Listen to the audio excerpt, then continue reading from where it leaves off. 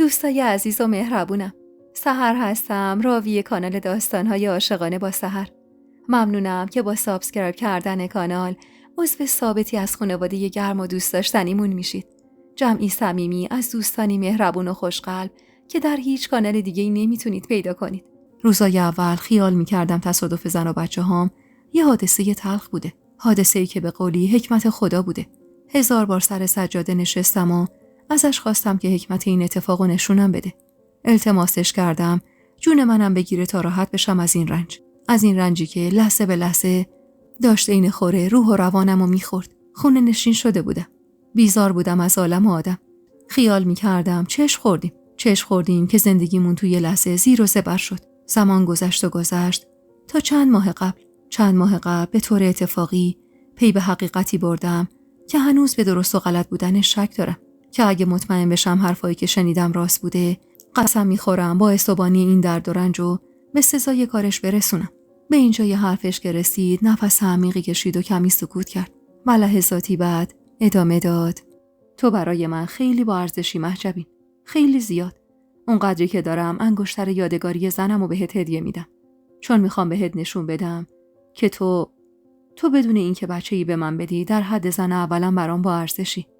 اما این وسط فقط یه چیزی از تو میخوام که اگه بتونی انجامش بدی دنیا رو به پات میریزم.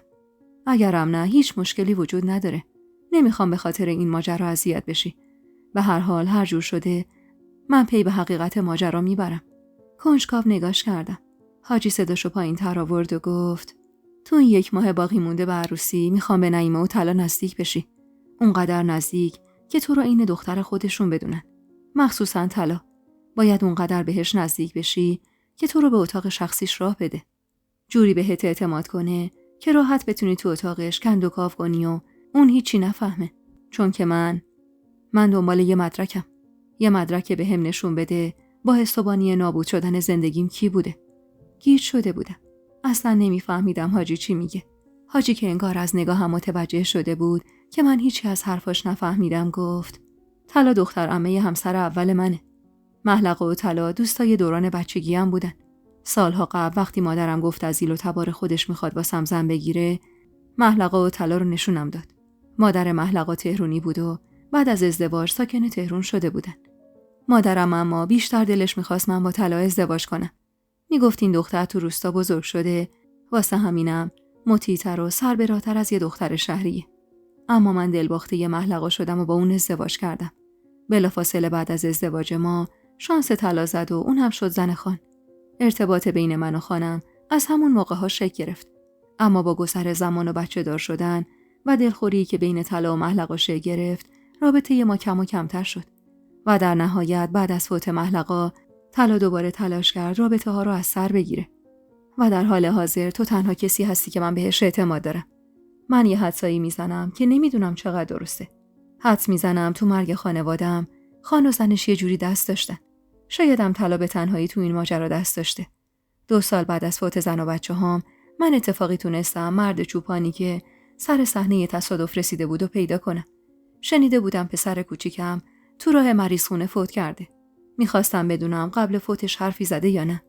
واسه همینم در به در دنبال اون مرد چوپان بودم. اون مرد چوپان اولین نفری بوده که رسیده سر صحنه تصادف و با پسر کوچیکم که 2 ساعتی بعد از تصادف فوت میکنه حرف زده. پسرم بهش گفته که مهدی پسر بزرگم که راننده بوده حال طبیعی نداشته.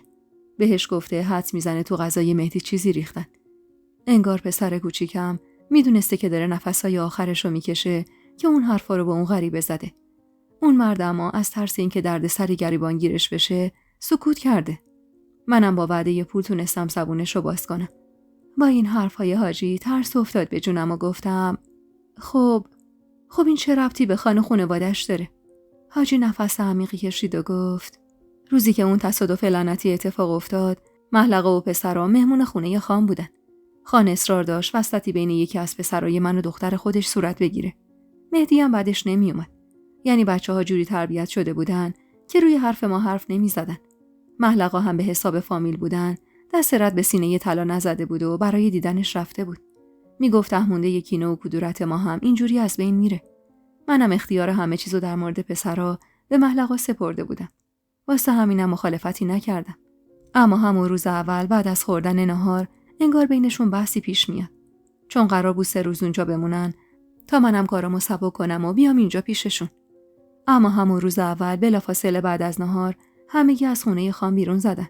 از یکی از خدمه سابق خونه خان شنیده بودم که طلا و محلقو بحثشون بالا گرفته و محلقو به زور و اصرار خان واسه نهار مونده و بعد از اونجا بیرون زدن.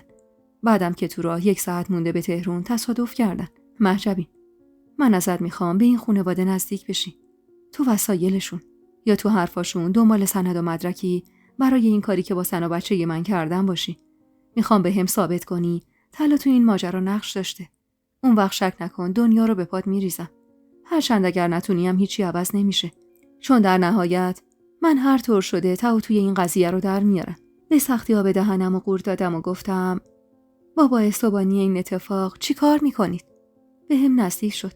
خیره شد تو چشمای ترسیدم و با جدیت گفت به بچه من زهر دادن. میفهمی؟ مهدی من داشت طبیب میشد. زهر به خوردش دادن و جونش رو گرفتن. اگه مشخص بشه طلا یا خان تو این اتفاق کوچکترین دخالتی داشتن، اون وقت بهشون نشون میدم داغ اولاد چقدر سخته. ترسیدم از عاقبت این حرفا، از دست داشتن طلا و خان تو اون تصادف و با صدای لرزونی گفتم از کجا میدونید بهش سم دادن؟ حاجی کلافه لباسشو مرتب کرد و گفت طبق چیزی که تو صحنه تصادف دیده شده مشخص شده مهدی من قبل از تصادف فوت شده. علت اصلی تصادف هم همین بوده. مهدی فوت کرده و ماشین از کنترل خارج شده و باقی ماجرا. مهجبین، این ماجرا برای من خیلی مهمه.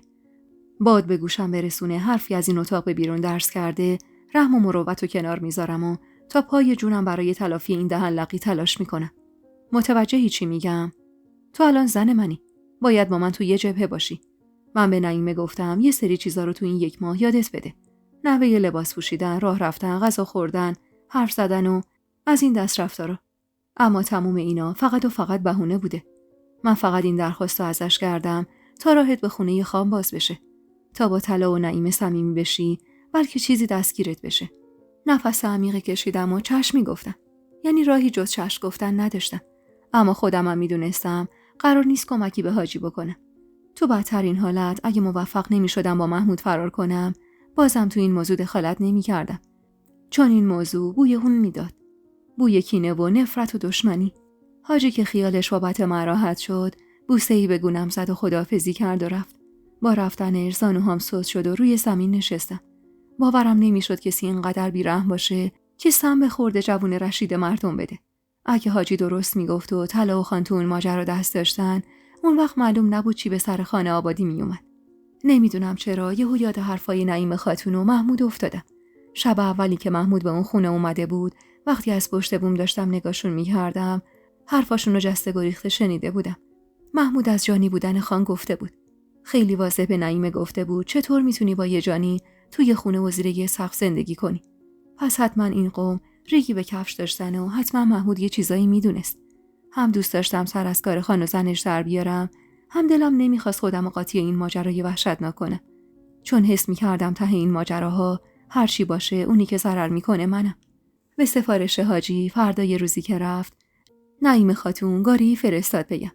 گفته بود مهجبین وسایلش رو جمع کنه و واسه 3 روز مهمون امارت اربابی باشه. با دستور ننه که سر از پا نمیشناخت از خوشحالی چند دست لباس مرتب برداشتم. مهسا با حسرت موهامشو نمیزد و من غرق فکر بودم که با صدای مهسا از افکارم فاصله گرفتم. حتما حسابی بهت خوش میگذره آبجی.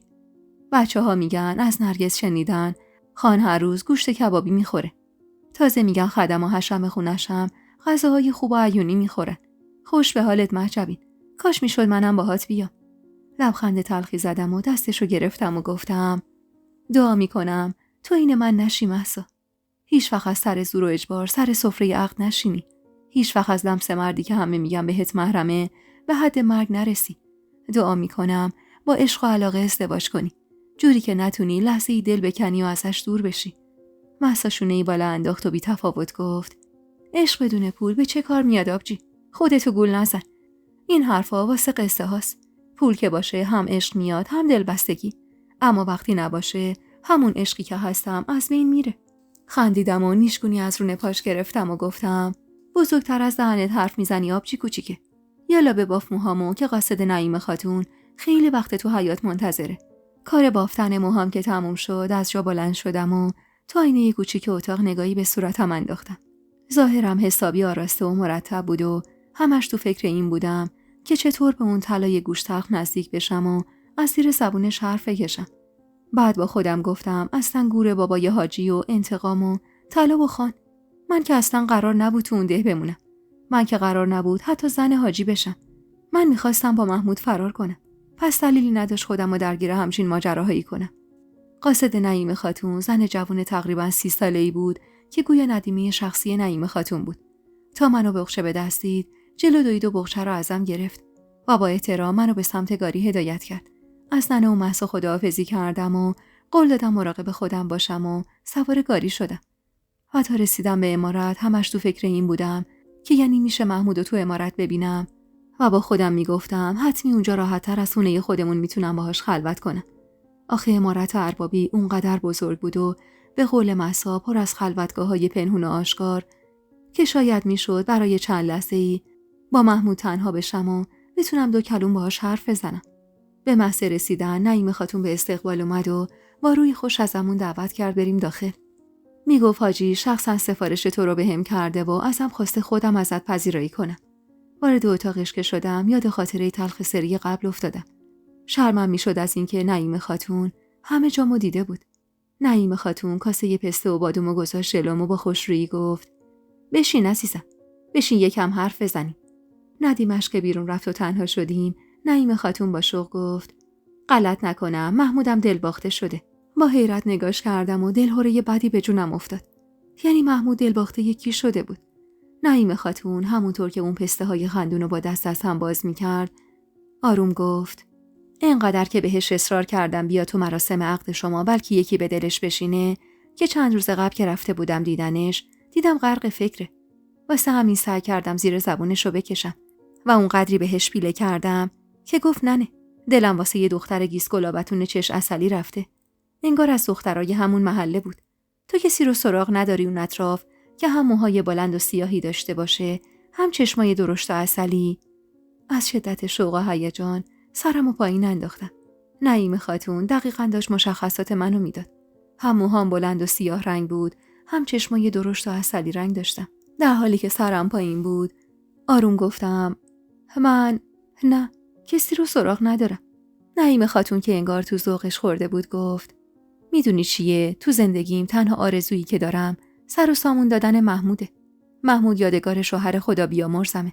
اگه نتونم سر و سامونش بدم، دین شوهرم تا ابد به گردنم میمونه. نرگس دخترم کس و کار داره. آقاش خانه دهه. عمه و عمو داره. اما محمودم چی؟ بچم بعد از فوت آقاش خیلی تنها شد. با کنجکاوی گفتم شوهر اولتون چطور فوت شدن؟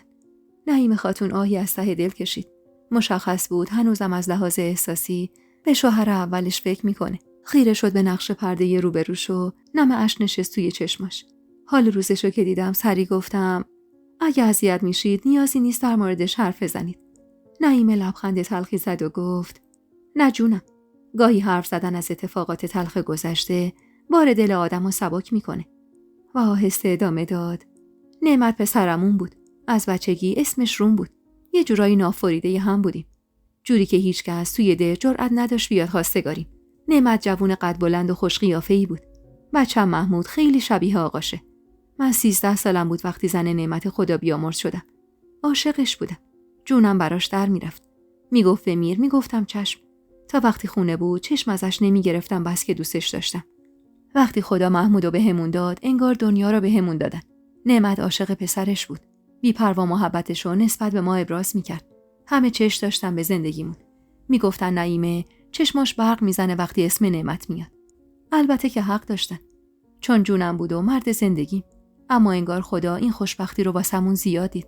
محمودم 3 ساله بود و دلمون بچه دوم میخواست. اما آبستن نمیشدم. هر دوا درمونی بود انجام دادم. نشد که نشد. اون روزا نعمت به هم ریخته بود. میگفت سر یه کاری با یه نفر به مشکل خورده. هرچی هم میگفتم چی شده بگو شاید من بتونم مشکلتو حل کنم، حریفش نمیشدم. میگفت قضیه مردون است. نمیخوام فکرتو درگیر کنی. یه مدت گذشت و یه روز با محمود تو خونه یه پدر شوهرم تنها بودیم. همه رفته بودن مراسم ختم یکی از اقوام. منم چون مریض احوال بودم خونه مونده بودم. داشتم از چاه آب می‌کشیدم که صدای باز و بسته شدن در به گوشم رسید. تا آب کشیدم و رفتم سمت حیاط اصلی چند دقیقه‌ای طول کشید. هنوز در حیاط پشتی رو نبسته بودم که صدای جیغ محمود بلند شد. جیغ میزد و آقاشو صدا میزد. بچم همش 8 سالش بود. نفهمیدم چطور سطل آب و زمین زدم و دویدم سمت صدا. نعمت روی زمین دراز به دراز افتاده بود و کف سفید رنگی از گوشه دهنش بیرون ریخته بود. چشمای سیاهش باز بود و خیره بود به آسمون ابری اون روز. با خودم گفتم حتما داره شوخی میکنه. مردن که به این سادگی نیست. اونم نعمت. به خدا قد و هیکلش قد 2 مرد بود. شونه‌های پهن و بازوهای ورزیده. خیرش به همه میرسید. کسی نبود تو ده که اسم نعمت رو جلوش ببری و بعدشو بگه. زدم تو صورتش. گریه کردم. جیغ زدم. التماسش کردم بیدار شه و منو تنها و بی‌پناه رها نکنه. اما نعمت انگار سالها بود که خوابیده بود و از این دنیا رفته بود. هیچ وقت نفهمیدم چی به سرش اومد و چرا فوت شد. طبیب که آوردیم بالای سرش گفت احتمالاً زهر به خوردش دادن. گفت کسی قصد جونشو داشته. ولی چطور ممکن بود؟ نعمت آزارش به یه مورچه هم نمیرسید. چطور یکی میتونست جونشو بگیره؟ من حرفای طبیبو باور نکردم. نعمت دشمنی نداشت که بخواد خلاصش کنه. واسه همینم نذاشتم خبر چیز خور کردنش پخش بشه. اما خودم تلاش کردم بفهمم نعمت آخرین روزای عمرش با کیا نشست و برخاست داشته. کجا میرفته؟ سر سفره یکی میشسته. اما چیزی دستگیرم نشد. نعمتم پدری نداشت. خودش بود و مادر پیرش و یه خواهر کوچیک‌تر از خودش. واسه همین خونخواهی نداشت که پی علت مرگشو بگیره. 1-2 بار آقای من رفت سراغ رفیقای قدیمیش. اما خب پیرمرد چیزی دستگیرش نشد. البته که زیادم تلاش نکرد. میگفت طبیب یه حرف مفتی زده، تو چرا باورت شده؟ چرا یکی باید نعمت رو چیز خور کنه اصلا؟ نه با کسی زد و بندی داشته، نه بدهکاری داشته، نه طلبکاری. و خلاصه اونقدر گفتن تا منم از صرافتش افتادم. یعنی راه دیگه ای نداشتم. بعد از مرگ نعمت اونقدر به هم ریخته بودم که حتی دلم نمیخواست نفس بکشم. اگه محمود و نگاه مظلومانش نبود، خودم رو خلاص میکردم و وصیت میکردم کنار نعمت خاکم کنه. 2 سال بعد از فوت نعمت بود که خان منو از آقام خواستگاری کرد. همون سال اولم اومده بود واسه خواستگاری. منتها آقام گفته بود دختر من هنوز عزاداره. بعدم کی بود که بتونه دست رد به سینه خانه ده بزنه؟ آقام مجبورم کرد بله رو بگم. اوایل سر جنگ داشتم با کل اهل این امارت. از خانی که ادعا می‌کرد عاشقمه تا طلا خاتونی که تشنه جونم بود. اما وقتی دیدم محمود تو این خونه رفاه و آرامش داره، دست از چموش بازی برداشتم و دل دادم به دل خان. منتها خب طلا خاتون هیچ وقت چشم دیدن بچه‌مو نداشت. تا سنش کمتر بود نمیتونست از این امارت بیرونش کنه. یعنی بهونه‌ای نداشت. اما همین که قد کشید و پشت لبش سبز شد، بهونه کرد که به دخترام چشم داره. در حالی که من قسم میخورم سر بچه‌م که محمودم شیر پاک خورده است. زاده ی مردیه که تو مردونگی نظیر نداشته. نعیم خاتون داشت از محمود و مردونگی نعمت حرف میزد و فکر من رفته بود پی حرفای حاجی. حاجی هم ادعا کرده بود پسرشو چیز خور کردن. پس حتما رابطه‌ای بین پسر حاجی و شوهر اول نعیم خاتون بوده. شاید خان از هر دو بیزار بوده. شاید هر دو رو مانعی برای رسیدن به اهدافش میدونسته. اهدافی که نمیدونستم چی بودن. اما هرچی که بود کم کم حس کنجکاویم داشت به حس ترس و محافظه‌کاریم غلبه میکرد. حالا دیگه دوست داشتم بدونم پس پرده این اتفاقات کی بوده. پسر حاجی و شوهر نعیم خاتون به دستور کی مسموم شدن. نعیم خاتون با دستمال ابریشمی گلدوزی شدهش اشک صورتش رو پاک کرد و با خنده کاملا ساختگی گفت ای خدا منو ببین. حاجی به فهمه به جای یاد دادن آداب معاشرت و غذا خوردن نشستم واسه عروس قشنگش از گذشته و مرگ و میر میگم سر به تنم نمیذاره. منم عین خودش لبخندی ساختگی تحویلش دادم و گفتم راستی نعیم خاتون با حاجی چطور آشنا شدید؟ نفس عمیقی کشید و گفت زن اول حاجی با طلا خاتون قوم و خویش بودن. از قبل ازدواج طلا خاتون با خان اینا با هم در ارتباط بودن. حاجی خیلی کارا واسه خان کرده. البته اون قدیما که زنش زنده بود و بیشتر می اومده. من یادمه یه بار خان یه بدهی بزرگ به بار آورده بود که اگه حاجی دستشو نمی گرفت بیچاره می شد. حاجی مرد خوبیه محجبین. به خدا من رفتارشو با زن اولش دیدم. انقدر به زنش احترام میذاشت که فقط خدا میدونه و بس. حرف نعیم خاتون با صدای ضربه‌ای که به در خورد نصف نیمه موند. نعیم خاتون خواست تعارف کنه تا کسی که پشت در بیاد داخل، که در اتاق بی اجازه باز شد و چشمم به طلا خاتون افتاد. تقریبا 50 ساله بود. قد بلند و لاغر اندام، با چشمایی تیره و درشت و اخمی که همیشه به صورت داشت. زن قشنگی بود. قشنگ و با ابهت.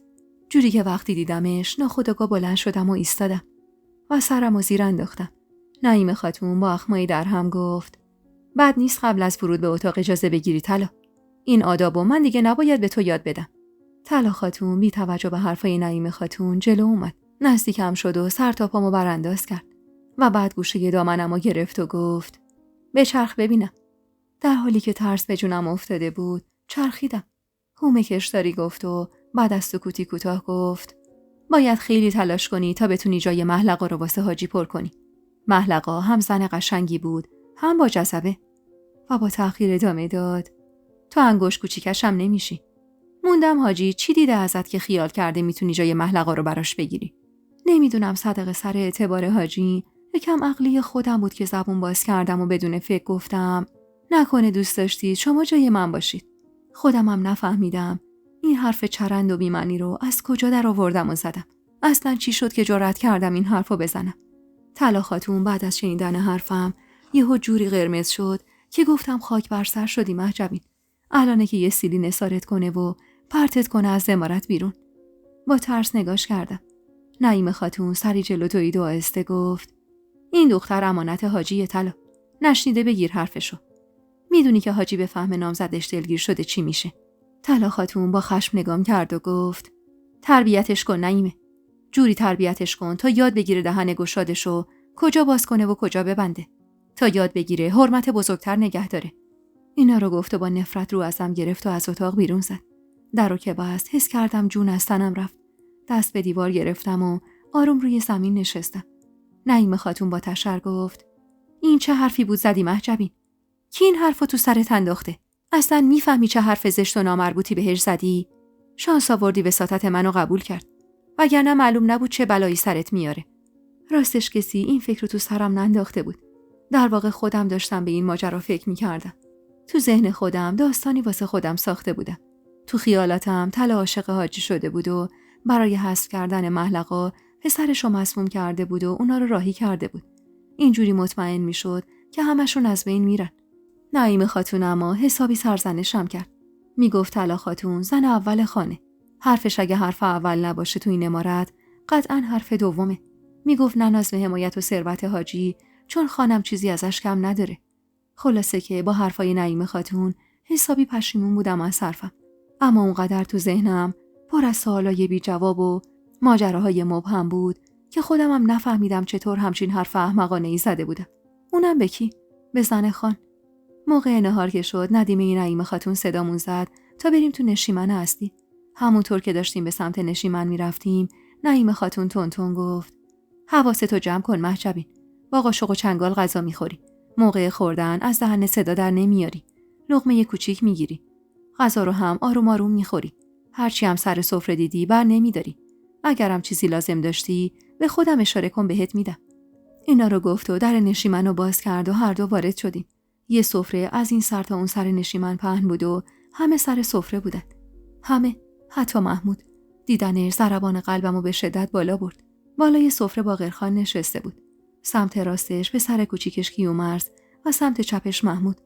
طلا خاتون کنار کیومرث نشسته بود و دختراش هم کنارش. دختر نعیمه هم کنار محمود نشسته بود. اما من چشمم جز محمود هیچ کسی رو نمیدید. دلم میخواست برم جایی نزدیکش بشینم و فقط نگاش کنم. محمود به احترام مادرش از جا بلند شد و سلام کرد. نگاهش اما خیره به منی بود که کل تنم از دیدنش گر گرفته بود. اونقدر هیجان زده بودم که بعد از گفتن سلام سرمو پایین انداختم. آخه میترسیدم کسی با دیدن صورتم پی به احوالات درونم ببره. نعیم خاتون که مشخص بود اصلا انتظار دیدن پسرش رو نداشته، با شوق دستشو پشت کمر محمود گذاشت و گفت: خوش اومدی دردت بجونم. نگفته بودی میای؟ محمود کلافه سری تکون داد و گفت: خب اومدم. یعنی اومدم در حضور همه از طلا خاتون معذرت خواهی کنم. اگه بزرگی کنن و منو ببخشن ممنونشون میشم. طلا خاتون چشم و ابروی نازو کرد و رو گرفت از محمود. نعیم خاتون اما با امید به خان نگاه کرد بلکه میونه رو بگیره و پسرش بخشیده بشه. خان تک سرفه‌ای کرد و بدون اینکه سرش رو بالا بگیره گفت: تمومش کن طلا خاتون. خوش ندارم کسی با دلخوری سر سفرم بشینه. طلا خاتون قیافه‌ای گرفت. چیو تموم کنم خان؟ انگار یادتون رفته که این پسر به همه اهل این عمارت توهین کرد و ما رو مسبب فوت پدرش دونست. اون وقت شما چطور میتونید همچین آدمی رو سر سفرتون راه بدید؟ خان بی‌حوصله گفت: تمومش کن طلا. از سر نادونی حرفی زد و خودش هم پشیمون شد. محمود دست خانو گرفت و بوسید و با انزجاری که حس می‌کردم فقط من متوجه شدم رو به خان گفت: شما همیشه پدری کردی در حقم خان. تا عمر دارم دینتون به گردنمه. حلال کنید اگه جوونی کردم و حرف نامربوطی زدم. با بخشش خان و باز شدن چهره پر اخم طلا، نعیم خاتون با شوق لبخندی زد و دستشو گذاشت پشت کمر محمود و چشماشو واسش آروم باز و بسته کرد. همگی سر سفره نشستیم. نعیم خاتون بین من و محمود نشسته بود و من حس می‌کردم ضربان قلبم اونقدر بالاست که الان صداشو همه میشنون و حالم طوری بود که دیگه چشمم سفره رنگین جلومو نمیدید. نه پلو خوش رنگ زعفرونی واسم مهم بود، نه مرغ بریون و ماهیچه آبپز شده‌ای که عطر و بوش هوش از سر آدم می‌برد. شکمم غار و غور می‌کرد، اما کل حواسم پی محمود بود. گاهی زیر لبی با نعیم خاتون و خان حرفی می‌زد، اما من اصلا نمی‌فهمیدم چی میگه. با حضور محمود از غذای خوش رنگ و لعاب اون روز هیچی نفهمیدم. فقط حواسم پی سفارش‌های نعیم خاتون بود که با قاشق لقمه‌های کوچیک بگیرم و آهسته بخورم. از دهنم صدا در نیاد و پرخوریم نکنم. بعد از نهار خان سفارش قلیون داد. محمود جلوتر از همه اما از جاش بلند شد و گفت: اگه اجازه بدید من یکم کار دارم. درختای ته باغ حسابی نیاز به رسیدگی داره. شریف مریض احواله و دست تنهاست. میرم کمک اون بدم. خان سری تکون داد و مرخصش کرد. به سمت من که برگشت و خیره نگام کرد، حس کردم همه متوجه سرخ و سفید شدن من شدن.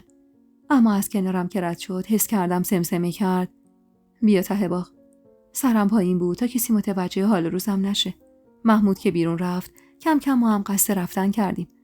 دم نشیمم وقتی داشتم دنبال لنگدم پایین میگشتم، کیومرث پسر دوم خان کنارم ایستاد و با طعنه گفت: باور کنم عروس حاجی دلباخته یه پسر نعیمه شده. وحشت زده نگاش کردم. احساس کردم گوشام اشتباه میشنوه، اما نه، درست شنیده بودم. سرمو بالا آوردم و وحشت زده نگاش کردم. چطور ممکن بود توی نگاه پی به حقیقت ببره؟ ترسیدم اگه باد به گوش کسی میرسون قیامت را میافتاد. به سختی آب دهنم و قورت دادم و گفتم: تهمت نزنید آقا. تهمتی به این سنگینی رو باید بابتش جواب پس بدید. نیشخندی زد و سرخوش سود زنان به سمت حیاط عمارت رفت.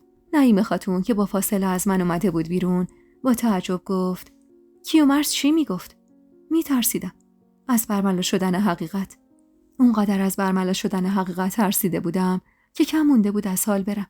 اما به خودم مسلط شدم و زمزمه کردم: هیچی، با من نبودن. نعیم خاتون رفت تا کمی توی اتاقش استراحت کنه و از یکی از خدمه هم خواست تا اتاق منو به هم نشون بده. و اینطور شد که یکی از اتاقای پایینو به من اختصاص دادن.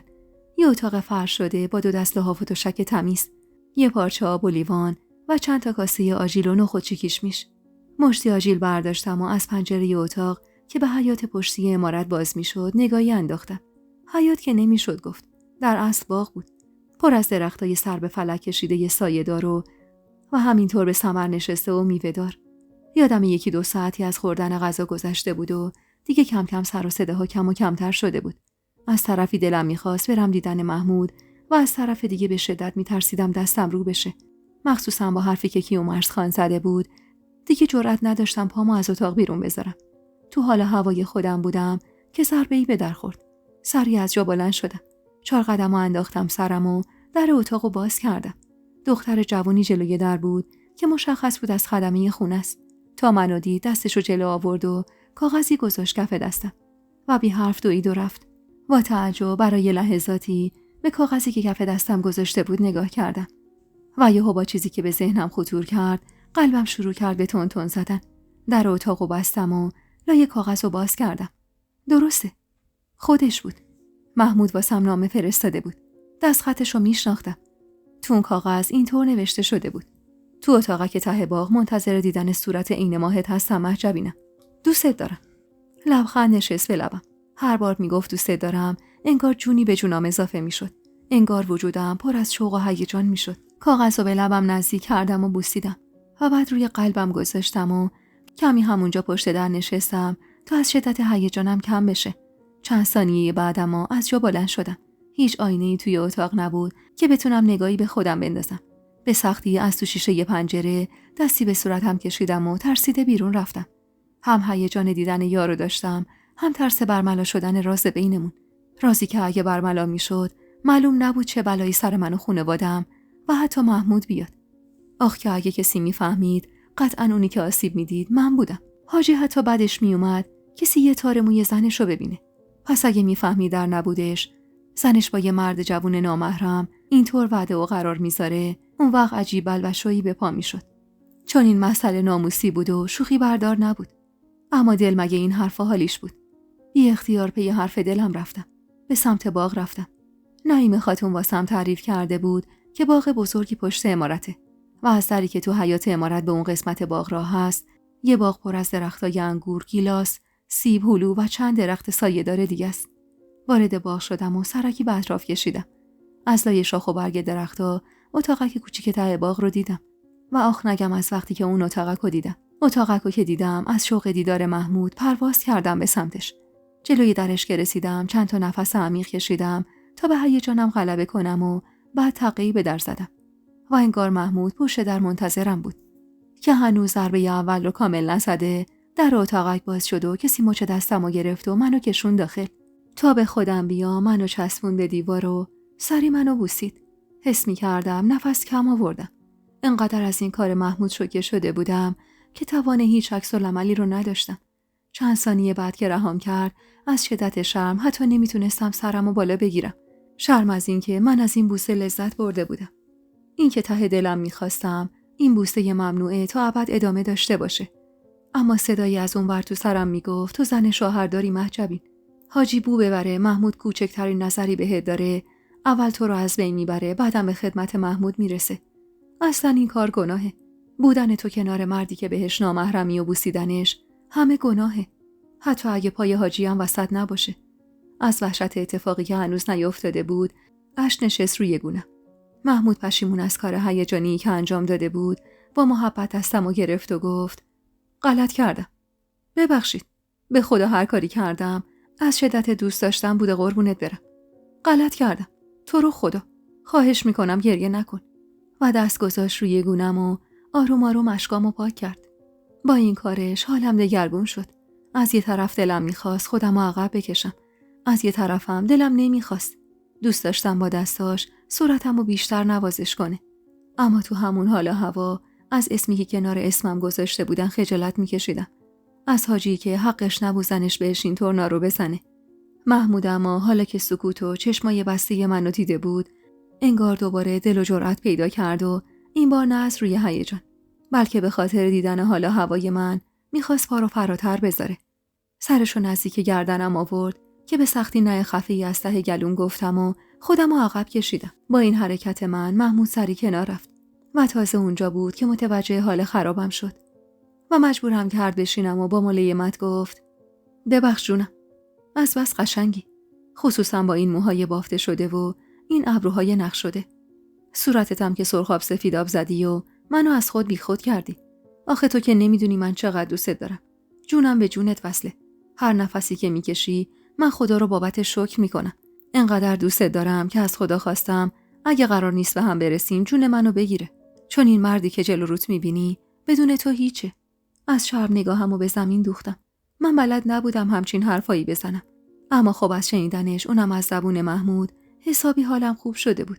جوری که افکار چند دقیقه پیشم یادم رفته بود و اصلا انگار نه انگار من محرم شده یه مرد دیگه ای بودم. و اگه یکی ما رو اونجا با اون حال میدید، حکم من مرگ بود. با یادآوری کیومرث و حرفی که جلوی در به هم زده بود، یهو وحشت زده سرمو بالا گرفتم و گفتم: کیومرث خان فهمیده. محمود متعجب و با اخمایی در هم گفت: یعنی چی که فهمیده؟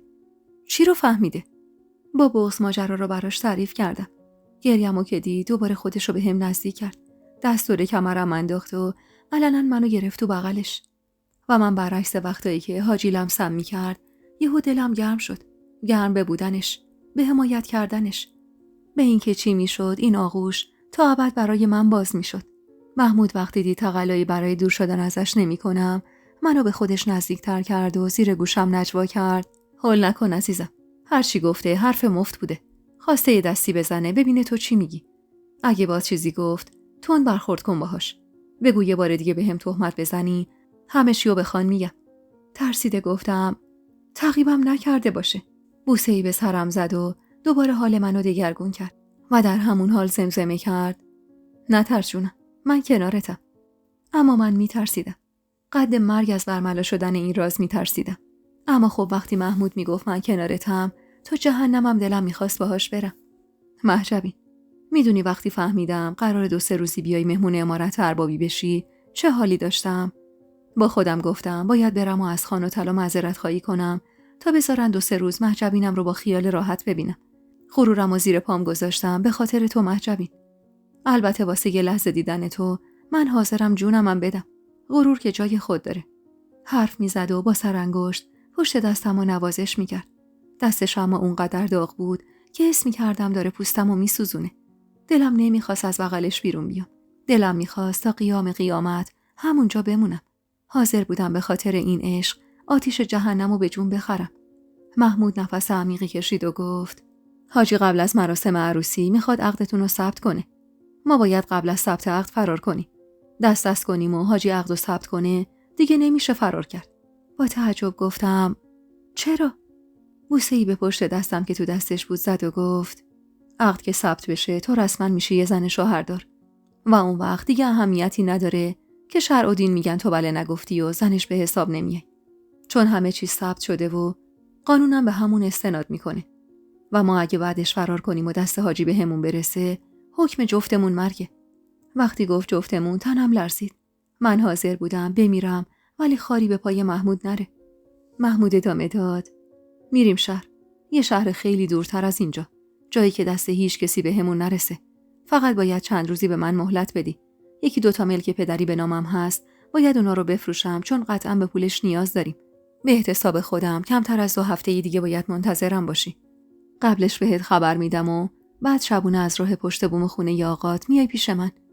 و جوری میریم که انگار هیچ وقت وجود نداشتیم. با وحشت گفتم اگه پیدامون کنن چی؟ دست گذاشت زیر چونم و سرمو برگردون سمت خودش و خیره شد تو چشمام و با صداقت گفت این دنیا چه ارزشی داره وقتی تو نباشی؟ وقتی عشق تو این قلب نباشه. این حرفو که میزد اون یکی دستشو محکم میکوبید رو سینش و آخ که دل من از این حرکت تا تو آسمونا میرفت. محجبین، تاوان این فرار حتی اگه جونم باشه هم من اونو میدم چون ارزش تو خیلی بالاتر از این حرفاست.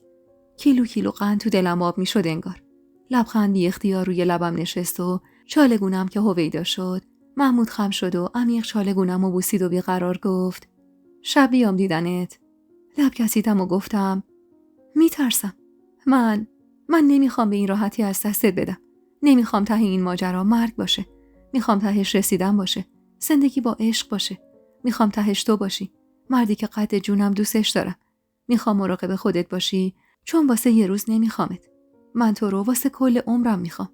حرفایی که نمیدونستم از کجا و چطور به زبون آوردم به مساقش خوش اومد که سرخوش دست روی چشمش گذاشت و گفت ای به چشم بانو، شما بفرما. کمی ازش فاصله گرفتم. وجودم پر از عشق و شور بود اما ته دلم عجیب میترسید و وحشت داشت. برای همین از جا بلند شدم و گفتم من دیگه باید برم. میترسم کسی بفهمه. محمود سری تکون داد و گفت صبر کن. اول من میرم تو باغ. اگه دیدم کسی این اطراف نیست 2 سرفه میکنم بعدش تو بیا بیرون. اگرم کسی دیده بگو حوصله‌ام سر رفته بودم تو باغ قدمی بزنم. چشمی گفتم و با عشق نگاش کردم. دلم نمیخواست دل بکنم ازش اما چاره جز رفتن نداشتم. نگاهمو که دید دلش طاقت نیورد. دستشو دور صورتم قاب کرد و کوتاه گونه‌مو بوسید و منو به اوج رسوند و دوباره همون حرفا رو تکرار کرد. دوست دارم محجبین. برای داشتنت همه دار و ندارم و میذارم وسط. آخرین داراییم این قلب و جون بیارزشه که اونو هم 2 دستی تقدیمت میکنم. اینو گفت و امون نداد جوابشو بدم. با عجله رو گرفت ازم و به سمت حیاط رفت. چند تا نفس عمیق کشیدم تا کمی حالم جا بیاد. صدای سرفه که به گوشم رسید سری بیرون رفتم. اونقدر عجله کردم که اصلا نفهمیدم چطور از اون باغ پردرخت رد شدم و وارد حیاط اصلی شدم. تازه در باغو بسته بودم و تکیه داده بودم به در و چشم بسته بودم تا کمی حالم سر جاش بیاد که صدای بم و مردونه‌ای باعث شد جیغ آرومی بکشم و از جا بپرم. خوش گذشت زن حاجی. به سمت صدا برگشتم. کیومرث خان بود. پسر خوش قد و بالا و خوش قیافه خان. پسری که خیلیا واسه جلب توجهش و عروس خان شدن با هم در رقابت بودن. از خدمه خونه و رعیت زیر دست بگیر تا دخترای بزرگون. ترسیده گفتم چی خوش گذشت؟ سرخوش خندید و دستی به تاب سیبیلش کشید و نزدیکتر شد و با صدای آروم زمزمه کرد محمود باید کلش خیلی باد داشته باشه که دست بذاره رو ناموس حاجی. میدونی اگه حاجی بفهمه چی به سرش میاد؟ نوچ، قطعا نمیدونی. چون اگه میدونستی حاجی چقدر رو ناموسش حساسه حتی جرئت نمیکردی جواب سلام منو بدی. چه رسد به این که اشک تو چشمم حلقه زد. از شدت وحشت چشمم داشت از حدقه بیرون میزد. اما با خودم گفتم دیوار هاشا بلند دختر. حاجی هم دل خوشی از این قوم نداره. تهش میگم اینا از سر حسادت به هم تهمت زدن. واسه همین با صدای ضعیفی گفتم من رفته بودم تو باغ قدم بزنم. شما هم اگه یه بار دیگه با این لحن با من حرف بزنید شک نکنید شخصا به حاجی میگم. انگار یادتون رفته کی جلوتون وایساده. چشماشو تنگ کرد و گفت یعنی میخوای بگی تو این ساعت از ظهر ته این باغ با محمود خلوت نکرده بودی؟ اگه برم و ببینم محمود تو باغ هست چی؟ بازم میگی تهمته؟ خواستم جوابشو بدم که صدای محمود به گوشم رسید. تو حیاط بود. نمیدونستم چطور از باغ خودش رو به حیاط اصلی رسونده. چیزی شده کیومرث؟ کیومرث با تعجب عقب برگشت. انتظار دیدن محمودو نداشت. مخصوصاً که ما 2 روز جلوی در ورودی باغ بودیم. یعنی محمود خواه ناخواه برای رسیدن به حیاط اصلی باید از اون در رد میشد. کیومرث با تعجب گفت تو اینجا چی کار میکنی؟ این بار نوبت محمود بود. نیشخندی زد و گفت رفتم سفارش جنابالی رو انجام بدم. وسایل آوردم جلوی دره. اگه میخوای امروز ماشینتو تعمیر کنم بهتره بجنبی تا هوا تاریک نشده. در ضمن اینو واسه خودت میگم. سعی کن مزاحم زن حاجی نشی. میدونی که حاجی چطور رو زن و ناموسش غیرت داره. این دخترم امانت دست مادرمه. دلم نمیخواد مادرم جلوی حاجی سرفکنده بشه. کیومرث که از قیافش پیدا بود هاج و واج مونده گفت تو مگه بعد از نهار نرفتی باغ؟ محمود بی‌حوصله جواب داد آره خواستم برم، اما وقتی ماشینتو دیدم تازه یادم اومد بهت قول دادم واسه تعمیرش میکنم. برای همینم رفتم خونه و ابزار آوردم. حالا هم اگه بازجویی کردن تموم شده تشریف بیار ببینم مشکل ماشینت از کجاست. کیومرث که از چشماش پیدا بود هنوز قانع نشده سری تکون داد و به سمت محمود رفت. از کنار محمود که رد شد محمود چشمکی زد و به حالت لب زدن گفت نگران نباش. نفس راحتی کشیدم. محمود منو از بد مخمسه نجات داده بود. هرچند به نظر نمی اومد کیومرث باور کرده باشه حرفای ما رو، اما به هر حال شر این ماجرا از سر من فعلا کنده شده بود.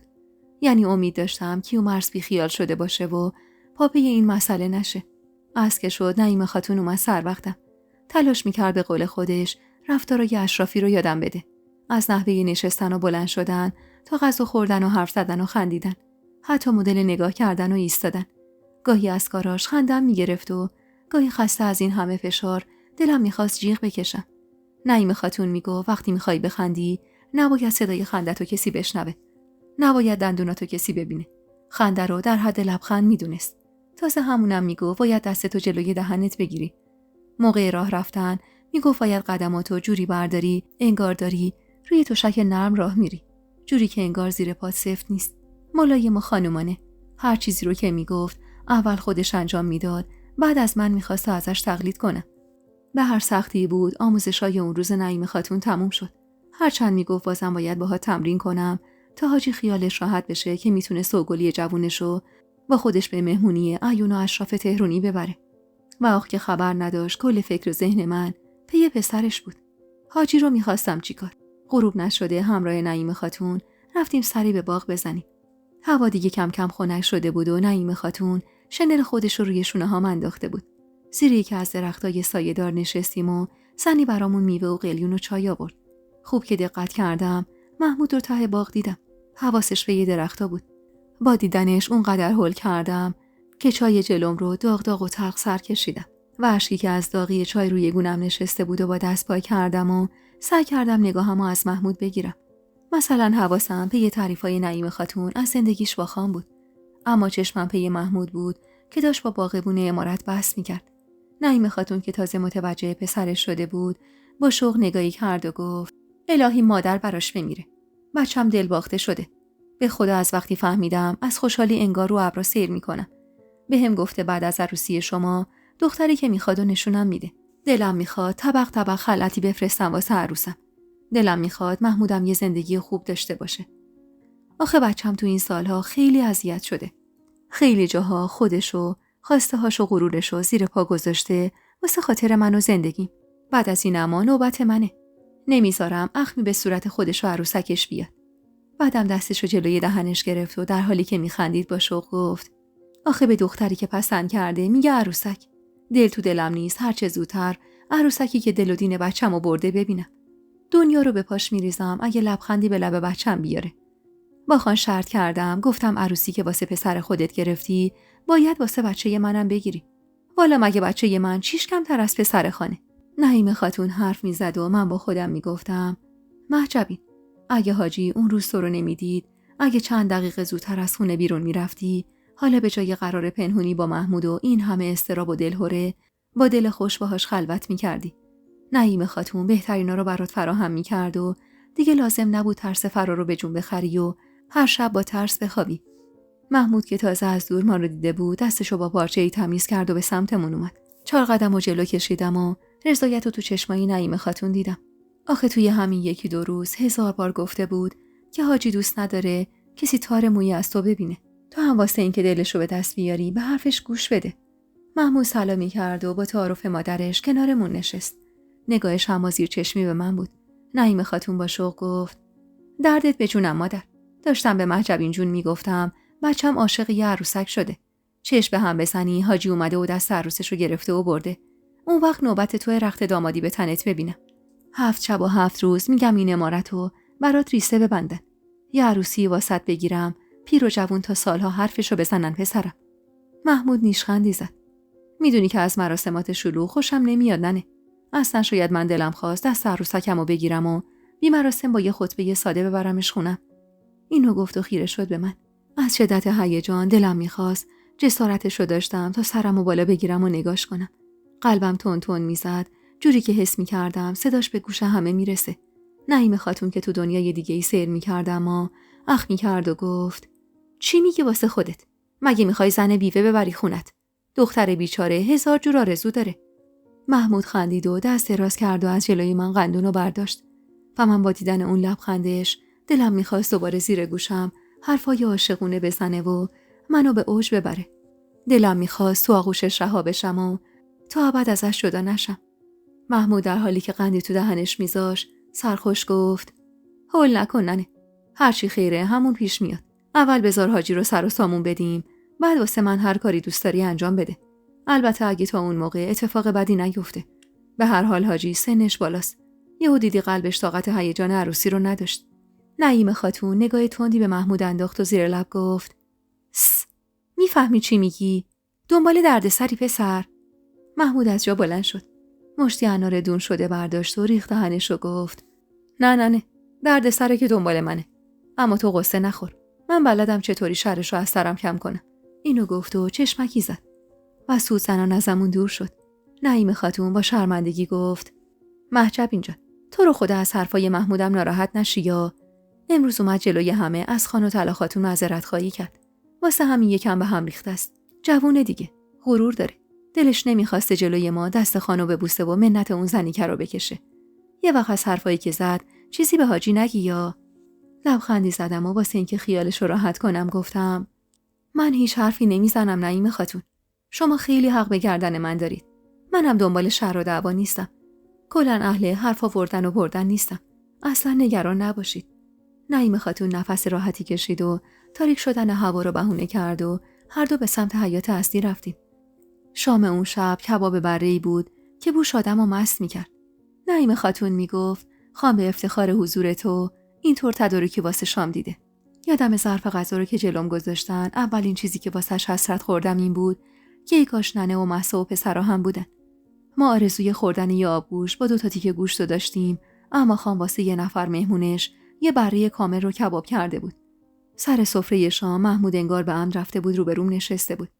اما من از ترس کیومرث که چارچشمی حواسش به ما بود حتی جرئت نکردم سرمو بالا بگیرم. اون شب بعد از خوردن شام وقتی برای خواب اتاقم رفتم تا ساعت‌ها چشم انتظار محمود بودم. تو حرفاش گفته بود اگه موقعیت جور شد شب اتاقم میاد و من صدق سر همین قول نصف نیمش خواب چشمم نمی اومد. نمیدونم ساعت چند بود، اما شب از نیمه گذشته بود و تنها صدایی که سکوت عمارت اربابی رو میشکست صدای جیرجیرکا بود. شاید نیم ساعتی میشد که چشمم گرم شده بود و خوابم برده بود که احساس کردم ضربه ضعیفی به در اتاق خورد و کسی در رو باز کرد. سراسیمه بلند شدم و نشستم. تو تاریک و روشنی شب قامت بلند محمود رو دیدم. هیجان زده از جا بلند شدم. سن و سالم اونقدر زیاد نبود و نمیدونستم که همچین کاری چه عواقب سنگینی ممکنه به دنبال داشته باشه. نمیفهمیدم اگه یه نفر محمود و اون موقع شب دم اتاق من میدید اون وقت چه بلوایی به پا میشد. و انگار مغزم از کار افتاده بود و تمام اعضا و جوارح بدنم از قلب عاشق پیشم دستور میگرفتن. خجالت رو کنار گذاشتم و با 2 قدم بلند بهش نزدیک شدم. دلم واسش تنگ شده بود. درست از همون لحظه‌ای که منو در آغوش کشیده بود انگار دلبستگی و وابستگیم رو 1000 برابر کرده بود. دست و دلم میلرزید و دلم پر میکشید که برم تو آغوشش. روبروش ایستادم. انقدر دوستش داشتم که برای یه لحظه موندن کنارش حاضر بودم هر تاوانی بدم. دستشو باز کرد و منو در آغوش کشید. در حالی که تو آغوشش بودم تو سرم صدایی نجوا میکرد که تو شوهر داری مهجبین. این کار گناهه. اما من تلاش میکردم فراموش کنم حاجی رو. مردی که رفته بود تا خونه تهرونشو واسه نو عروسش آماده کنه و با لباس عروس فرنگی برگرده تا بهترین مراسمو برای من بگیره. با خودم گفتم مهم دل آدمه. دل من محرم این مرده و تا ابد نامحرم با حاجی. واسه همین خام شدم و دل به دلش دادم. بوسه هایی که آروم آروم روی موهام میکاشت انگار منو به دنیای دیگه‌ای برده بود. دلم میخواست تا ابد تو همون حال میموندم. اصلا دلم میخواست برای رسیدن به این مرد پا بذارم روی تمام قواعد و قانونهای دنیا و تا ته جهنم باهاش برم. محمود که مشخص بود به سختی تونسته دل ازم بکنه، دست داغش رو روی گونه های یخ زدم گذاشت و زمزمه کرد: ببخش عروسکم، نمیخواستم اذیتت کنم. اما من اذیت نشده بودم، ولی خب زبونم هم نمیچرخید که حرفی بزنم. اما از شدت هیجان و همینطور ترس اونقدر دست و پاهام بیجون شده بود که بی حرف روی تشک نشستم. محمود کنارم نشست و زیر گوشم گفت: کی بشه که بدون نگرانی یه شب و کنارت صبح کنم. نمیخواستم بیام، میترسیدم کیومرث حواسش باشه، اما دلم طاقت نیاورد. آخه بد جور میخوامت مهجبین، توفه این شانس. چرا من زودتر ندیدمت؟ زودتر از اون مردک پیری. سرم رو روی شونش گذاشتم و چشم بستم. یعنی اگه زودتر منو میدید اینجوری عاشقم میشد، یا من اینجور بیتابش میشدم.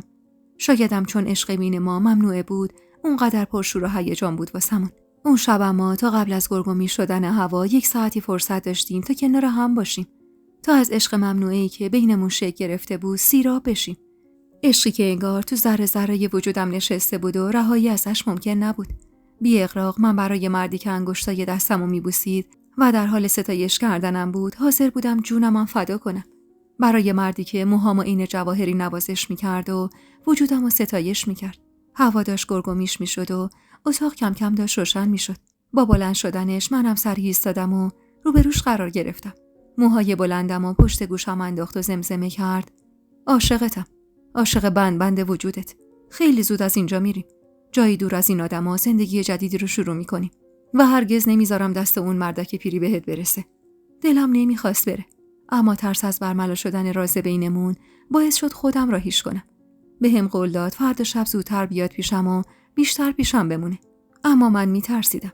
از طرفیم عجیب دلم میخواست که دوباره بیاد دیدنم. سخت بود دل کندن ازش، اما به اجبار راهیش کردم. اول خودم از اتاق بیرون رفتم و به بهونه وضو گرفتن تو حوض نزدیک اتاق سرکی به اطراف کشیدم. هنوز عمارت غرق در سکوت بود. با دقت به اتاقای اطراف نگاه کردم. هیچ فانوسی روشن نبود و محمود باید قبل از روشن شدن هوا از اتاقم میرفت بیرون. تک سرفه آرومی کردم و طولی نکشید که محمود از اتاق بیرون زد. دستی برام از دور تکون داد و کامل خم شد تا از دید اتاقای بالا دور بمونه و آهسته از کنار دیوار رد شد و خیلی زود از نگاهم دور. نفس راحتی کشیدم و بدون وضو گرفتم برگشتم تو اتاق. اصلا روی نماز خوندن نداشتم. بین دو حس گناه و لذت عجیب گیر افتاده بودم. لحظه‌ای با یادآوری حس خوبی کنارش داشتم غرق شوق می‌شدم و لحظه‌ای بابت گناهی که مرتکب شده بودم وجودم سراسر عذاب می‌شد. به خودم قول دادم شب بعد با محمود خلوت نکنم. گفتم بهش میگم باقی خلوتا باشه برای بعد از رفتنمون و محرم شدنمون. به اتاق که برگشتم روی تشک دراز کشیدم و چشم بستم. بوی عطر محمود تو کل اتاق پیچیده بود و خوابیدن تو شرایطی که ذهنم پر از فکر و خیال بود تقریباً محال بود. صبح با صدای ضربه‌ای که به در خورد چشم باز کردم. تمام تنم کوفته بود و حس می‌کردم چاییدم. از جا بلند شدم و بفرماییدی گفتم. بعدم سریع 4 قدم روی موهام انداختم. ندیمه نعیم خاتون بود. حتمی اومده بود دنبالم تا برای صبونه برم تو نشیمن. ازش خواستم تنهام بذاره تا آماده بشم. اما بی توجه به حرف من وارد اتاق شد و درو بست. با تعجب نگاش کردم و گفتم بیرون باش لطفا. لباس بپوشم خودم میام. کمی نزدیک شد. انگار دلهره داشت. مدام دستاشو به هم میکشید و لب میگزید. سعی کردم شبیه نعیم خاتون رفتار کنم. واسه همین اخ میکردم و تشری بهش زدم. مگه نگفتم بیرون باش؟ میخوای به خانومت بگم چطور نافرمانی کردی؟ بی توجه به حرفم نزدیکم شد و با صدایی که به سختی به گوش میرسید گفت خانم جان من دیشب دیدم. ضربان قلبم به اوج رسید. آخ که فقط همینو کم داشتم. زانو زد جلوم و تون تون گفت این عمارت پر از آدمه. محال یکی یه جایی کاری انجام بده و کسی نفهمه. آدمای خان نوکرای وفادار به طلا خاتون روز و شب چشم و گوششون بازه تا خبری به خان و طلا خاتون برسونن و بابتش اشرفی بگیرن. انشاءالله که کسی جز من ندیده باشه. من کلاً آدم کم خوابیم. اتاق خدمه هم درستون دست حیاط روبروی اتاق شماست. از شدت بیخوابی بلند شده بودم و طبق معمول همیشه پشت پنجره ایستاده بودم که دیدم آقا محمود اومد تو اتاق و 2 ساعت بعد دزدکی زدم بیرون. به سختی آب دهنم و قورت دادم و گفتم چرا مزخرف میگی؟ میدونی تابان همچین تهمتی چیه؟ من زن حاجیم. ندیمه نعیم خاتون لب گزید و گفت من قصد لو دادن شما رو ندارم خانم جان. آقا محمود عین بچه خودمه. محال راضی بشم خاری به پاش بره. ولی احتیاط کنید. اگه دیشب جای من یکی دیگه از خدم شما رو دیده بود، اون وقت نه شما نه آقا محمود طلوع صبح امروز رو نمیدیدید. شما زن شوهر داری. درست نیست دل به دل آقا محمود بدید. 4 صباح دیگه عروسی شماست. از اینجا میرید. حتی اگه کسی بفهمه شاید نتونه بهتون دست بزنه چون شما امانت حاج مظفری. ولی آقا محمود چی؟ فکر کردی اگه لو بره چی به سرش میاد؟ اونم جایی که طلا خاتون باشه و میتونه آتیش بیار معرکه بشه و جون این بچه رو ازش بگیره. مگه خبر ندارید از نفرت طلا خاتون؟ تو رو خدا حذر کنید از این عشق. چون تهش رسواییه. چون تهش بی‌آبروییه. هم برای شما هم برای آقا محمود. تو رو خدا دست بکشید از این رسوایی. به خدا من به خاطر خودتون میگم. اگه دلم نسوخته بود میرفتم کف دست نعیم خاتون میذاشتم.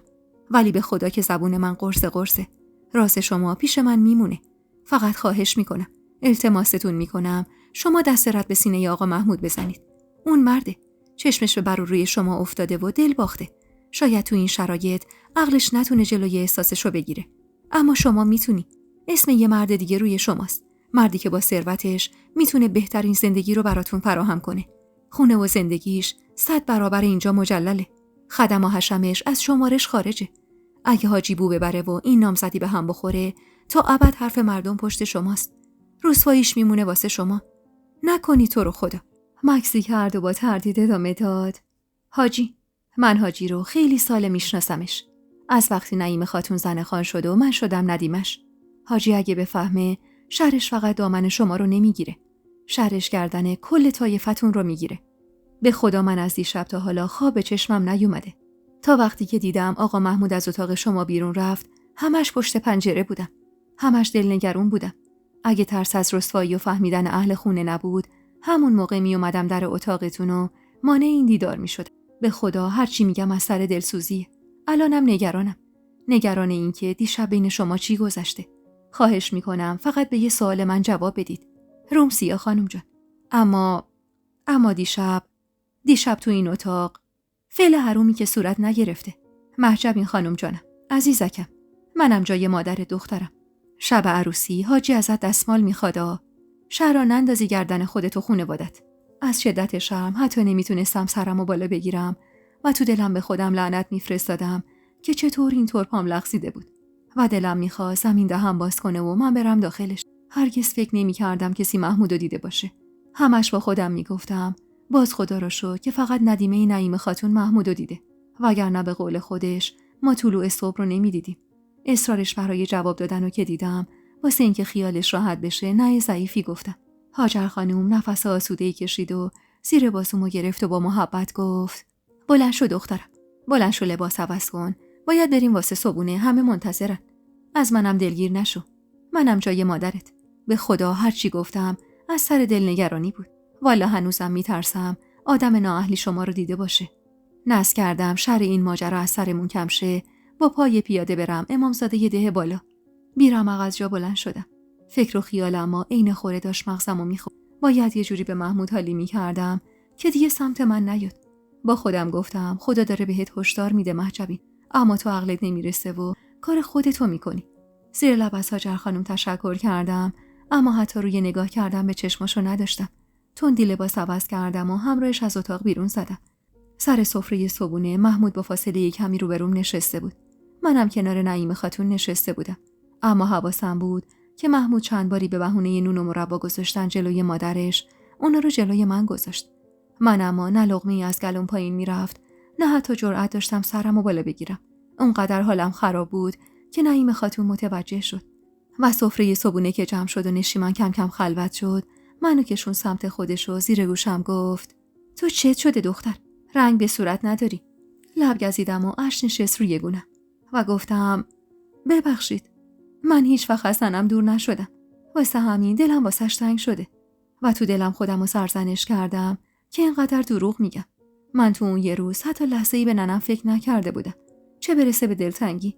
نعیم خاتون با محبت گفت ای دختر، تو دیگه داری شوهر میکنی میری تهرون، میدونی از تهرون تا اینجا چند ساعت راهه. حالا درسته حاجی دستش به دهنش میرسه و قول داده ننه آقا تو ببره تهرون، ولی شاید نشه همون سال اول ببرتشون. به هر حال ممکنه مجبور شی مدتی ازشون دور باشی. چقدر دل نازکی.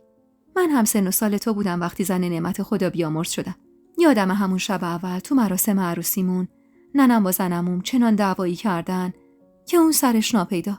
آخر سرم دودش تو چشم من بیچاره رفت، چون زنموم که مادر شوهرم میشد قدغن کرده بود من برم خونه ی آقام. 1 سال تموم هر از گاهی دزدکی با نعمت میرفتم به ننم سر میزدم، اما چه سر زدنی، همش با ترس بود. تو اون 1 سالم اونقدر خون به جیگرم کردن، اونقدر زنموم حرف و طعنه بارم کرد تا تعقیب تو قیام میخورد حرف بار من میکرد و نعمتو مینداخت به جونم. اون اوایلم نعمت گوش به حرف ننش بود. 1-2 بارم دستشون بلند کرد، اما خدا رو شکر کم کم دید ننش حرف بی خود میزنه، دیگه دل به دلش نداد. ولی خب طول کشید تا دلش گرم زندگی با من شد. اما خدا رو شکر تو الان نه مادر شوهری داری که بخواد اذیتت کنه، نه خواهر شوهری داری که بخواد آتش بیار معرکه بشه. خودتی و خودت صاحب اول و آخر اون زندگی تویی مهجبین. واسه همینم حاجی خواسته تا قبل از عروسی 1-2 بار دیگه بیای تا یه سری از رسم و رسوماتو یادت بدم. به هر حال تو هم سنت کمه، فردای عروسی هم میری خونه خودت و از خانوادت دوری. حواست به من هست مهجبین؟ میشنوی چی میگم؟ دختر باید سیاست داشته باشی، زنیت داشته باشی، جوری حاجی رو بکشی سمت خودت که یه مهجبین بگه و 100 تا مهجبین از دهنش بیرون بیاد. باید کاری کنی چشم حاجی جز تو کسی رو نبینه، جوری که حرف تو واسش بشه سند، جوری که شب تاریک بگی الان روزه، حاجی بگه تو درست میگی. ماشاءالله 1000 ماشاءالله، اون قدری هم برا رو داری که بتونی حاجی رو اسیر خودت کنی. همین سال اولیم یه بچه بذار بغلش تا میخ تو بکوبی، بین خودمون باشه. حاجی گفته مهجبین که یه بچه بذاره تو بغلم امارت تهرون رو میزنم به نامش. نعیم خاتون با ذوق و شوق از امارت حاجی و زرق و برقش میگفت، اما من تو این فکر بودم که چطور محمودو تنها گیر بیارم و بهش بگم دیگه اطراف من پیداش نشه. 2 ساعتی بعد از صبونه همراه نعیم خاتون رفتیم باغ تا کمی راه بریم. کل حواس من اما به اطراف بود که ببینم محمود تو امارت هست یا نه، اما انگار خبری ازش نبود، چون نعیم خاتون سراغش از هاجر گرفت و اونم گفت آقا محمود و کیومرث خان رفتن شهر ماشین کیومرث خان رو درست کنه. با خودم گفتم اگه امشب محمود بیاد تو اتاقم حتمی رسوا میشیم.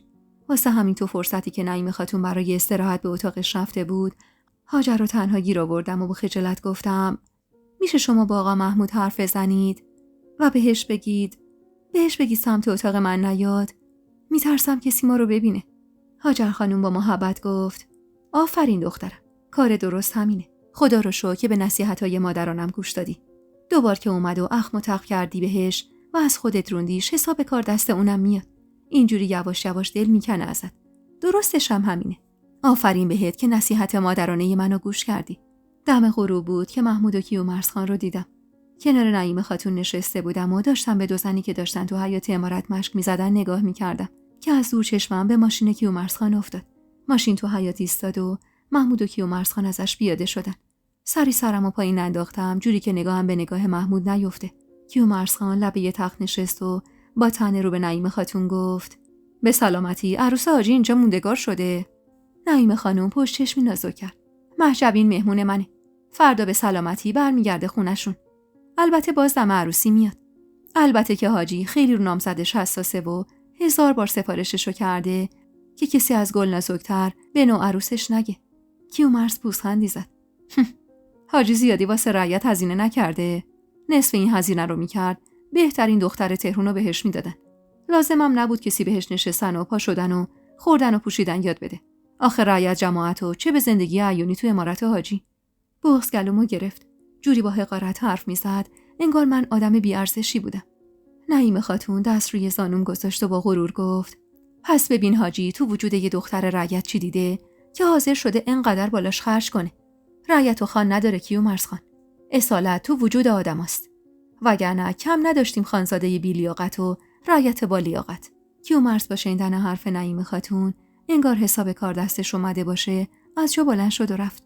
با رفتنش اما نعیم خاتون با حرص گفت مردک اگه یه روز خانزاده بودن خودش و رعیت ما رو تو سرمون نزنه انگار روز شب نمیشه.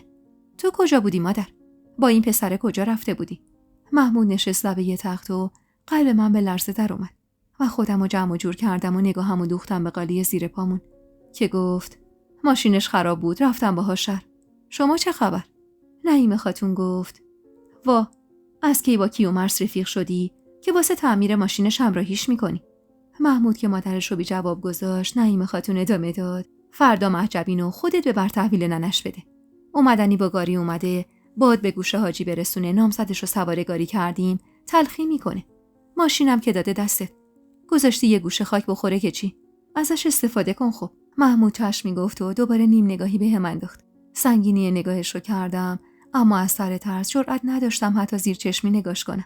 کل حواسم رو جمع کرده بودم تا از کنار مادرش جم نخورم و همش با خودم میگفتم اگه یه وقت کیومرث یا طلا خاتون و یا یکی از آدمای خان محمودو میدید چی میشد؟ چی به روزگارمون میومد؟ و انقدر ترسیده بودم که با خودم مدام میگفتم عطای این عشق و بلغاش ببخش و دل بده به دل حاجی. به قول نعیم خاتون مگه یه زن از زندگیش چی میخواست؟ حاجی که عاشقم بود، از مال دنیا هم که بی نیاز بود. خب دیگه چی میخواستم که داشتم لگد میزدم به بخت خودم. اون شب وقتی تو اتاق تنها شدم از شدت دلهوره که نکنه دوباره باز محمود بیاد سراغم و این بار که سیما رو ببینه خواب به چشمم نمیومد. اما وقتی هوا گلگمی شد و خبری از محمود نشد خیالم راحت شد که هاجر خانم ماجرا رو برای محمود گفته و اونو از اومدن به اتاقم منع کرده. صبح زود بعد از خوردن صبحونه قصد برگشت به خونه آقام رو کردم. نعیم خاتون از هاجر خواست مقداری خوراکی تو بخچه بذاره تا برای خانواده‌ام ببرم. خودشم اومد پیشم و با محبت گفت به خدا این 2 روزی که پیشم بودی عین دختر خودم شدی. حالا که بری دلم برات تنگ میشه. یه هفته 10 روز دیگه باز دعوتت میکنم یا 2-3 روز اینجا بمون که من خیالم راحت شه. هرچی بهت یاد دادم و قشنگ یاد گرفتی. از امروزم تمرین کن. نوع راه رفتن و غذا خوردن و این جور چیزا رو. حاجی دلش یه زن عاقل و با سیاست میخواد. نعیم خاتون حرف میزد و نگاه من به محمودی بود که ماشینی که حاجی داده بود بهش رو داشت تمیز میکرد و قلبم به تپش افتاد و گفتم میگم نعیم خاتون بهتر نیست با گاری برم؟ دیگه اینطوری با آقا محمودم زحمت نمیدم. نعیم خاتون اخ میکرد. وا میخوای حاجی رو بندازی به جونمون؟ اونم وقتی اینقدر سفارش نامزدشو بهمون کرده. همون یه بارم که با گاری اومدی من نگرانم که جوابشو چی بدم. برو جونم، برو خدا به همراهت. بعدم کلی سفارشمو به محمود کرد و ما رو راهی کرد. ماشین که کمی از عمارت دور شد محمود راهش رو کج کرد و به جای رفتن به سمت ده ماشین رو به سمت جاده کشون. با ترس و وحشت گفتم چی کار میکنی؟ بی توجه به سوالم از جاده اصلی منحرف شد و وارد جاده فرعی شد. دوستای عزیز و مهربونم، یک دنیا ممنونم که تا پایان این قسمت همراه هم بودید و خوشحال میشم اگه نظراتتون رو در مورد این قسمت توی کامنت ها با ما به اشتراک بذارید.